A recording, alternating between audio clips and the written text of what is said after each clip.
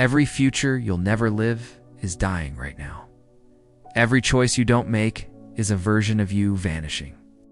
This is the most underrated and one of the most over-discussed concepts in all of philosophy. It is so simple, yet so mind-bending once you really think about it. Let me explain.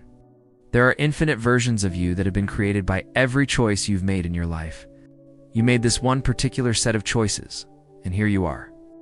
But for every choice you've ever made, there was an alternative option. So with every decision, you split into two, the version of you that chose one and the version of you that chose two.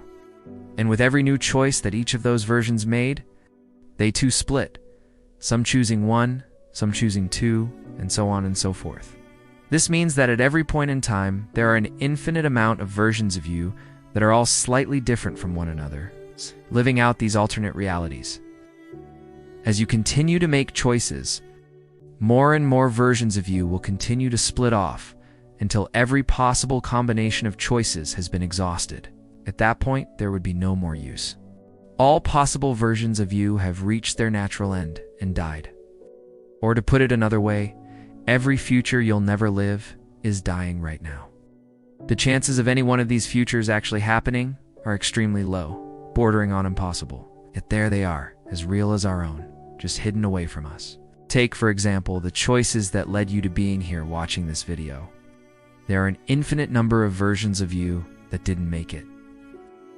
Maybe they turned off the TV or didn't subscribe, or maybe they did subscribe but didn't like or comment, or maybe they did like and subscribe, but they didn't click on another video, and so on and so forth. Each of those versions of you is essentially dead to you. You'll never see them again. They'll never get to experience anything else that you experience. They're stuck in whatever it is that they were doing when the split happened.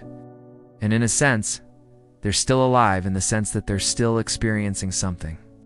But they're not really alive because they're no longer progressing, they're no longer growing, they're no longer you. This isn't just a theory either, it is something that we can observe in nature. Think of any species of organism. For example, let's take a look at a species of bird. Birds reproduce sexually, which means that every individual is the result of a unique combination of genetic choices made by its parents. Some of these combinations will lead to death, others to reproduction, and so on.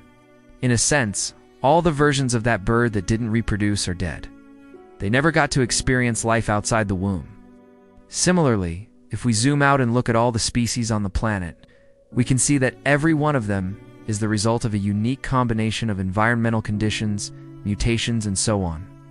All the versions of life that didn't reproduce or go on to become extinct are dead. They never got to experience anything outside of their particular niche in the ecosystem.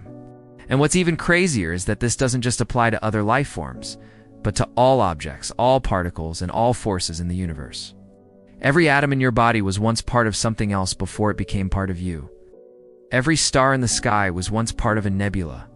Every mountain range was once part of a tectonic plate. Everything in the universe is constantly changing and evolving. Nothing is static. Everything is in a constant state of flux. So remember, every future you'll never live is dying right now. Every choice you don't make is a version of you vanishing. But don't worry, this isn't a bad thing. It's just the way things work.